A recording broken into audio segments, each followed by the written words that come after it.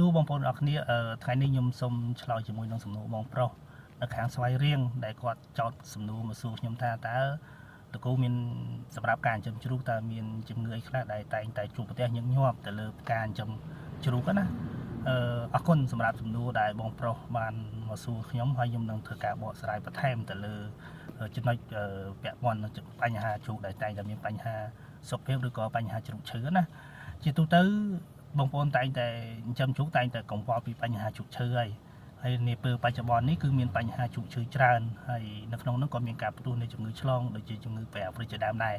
មិនដែលជំងឺដែលប៉ែអាហ្វ្រិកអស់នេះវាមិនមែនចេះតែកើតមានពីវាការទេអានោះវាពាក់ព័ន្ធជាមួយនឹងការចម្លងពីខាងក្រៅហើយនឹងការអនុវត្តប្រធានការជីវៈសុវត្ថិភាពឲ្យបានត្រឹមត្រូវដោយឡែកជំងឺដែលមិនឆ្លងគឺជាជំងឺដែលអាចនឹងកើតមានជារឿយៗផងដែរជំងឺនោះគឺពាក់ព័ន្ធជាមួយនឹងការគ្រប់គ្រងនិងការថែទាំហើយការគ្រប់គ្រងការថែទាំមិនបានល្អវាជាហេតុដែលធ្វើឲ្យកើតមានបញ្ហាជំងឺទាំងអស់ហ្នឹងដូចជាបញ្ហាផ្ដាសាយដូចជាបញ្ហាក្អកហើយដូចជាបញ្ហារាគជួនកាលរាគរសាចំណីទៅ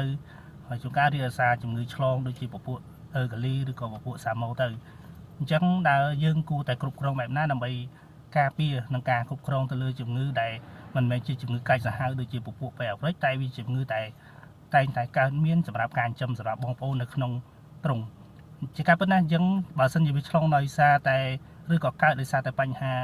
ចំណីហើយចំណីស៊ីទៅរាគជាពិសេសកូនជ្រូកឬក៏ជ្រូកធំក៏ដោយនឹងចាំបាច់បងប្អូនត្រូវតែដូរចំណីហើយ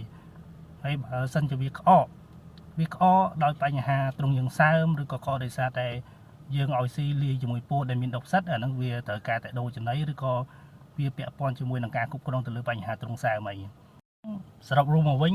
បញ្ហាជំងឺដែលកើតប្រទះញឹកញាប់គឺមានបញ្ហាដូចជាផ្ដាសាយពាក់ព័ន្ធជាមួយនឹងការបម្រែបម្រួលអាកាសធាតុពាក់ព័ន្ធជាមួយនឹងការគ្រប់គ្រងសំណើមពាក់ព័ន្ធជាមួយនឹងការគ្រប់គ្រងកម្ដៅអីផ្សេងហ្នឹងអត់បានល្អគឺវាអាចកើតមានបញ្ហាដង្ហក់បញ្ហាក្អកបញ្ហាផ្ដាសាយភ្លើដង្ហើមអីជាដើមដែលឡែកសម្រាប់បញ្ហារាគបើសិនជាយើងជ្រើសរើសចំណីអត់បានល្អអាហ្នឹងក៏ជាបញ្ហារាគដែរដែលឡែកបើសិនជារាគដោយសារជំងឺឬក៏រាគដោយសារកាលីឬក៏សាម៉ូអាហ្នឹងគឺការត្រួតពិនិត្យទៅលើគុណភាពទឹកឬក៏ត្រួតពិនិត្យទៅលើបរិយាកាសនៃការរស់នៅទ្រង់សាមពេកវាងាយនឹងការកកើតពពួកបាក់តេរីឬក៏ងាយនឹងការកកើតពពួកមេរោគទាំងអស់ហ្នឹងអញ្ចឹងបើសិនជាបងប្អូនគ្រប់គ្រងជាមួយនឹងអស់ហ្នឹងបានហើយវានឹងអាចកាត់បន្ថយបញ្ហាជំងឺដែលកើតចេញពីតែងតែជួបប្រទះនៅក្នុងកសិដ្ឋានរបស់យើងហើយដោយឡែកសម្រាប់ជំងឺធំដូចជាពពួកប៉ែអាហ្វ្រិកអីវាទាមទារបងប្អូនរត់តឹងជាមួយនឹងវិធានការជីវសុវត្ថិភាពអញ្ចឹងបើសិនជាមានចម្ងល់ឬក៏មានបញ្ហាអីបន្ថែមបងប្អូនអាចតាក់ទងបានជាមួយខ្ញុំឬគ្រូរស់ឆាំងគីគឺលេខទូរស័ព្ទគឺ031 63 60 002បាទអរគុណច្រើន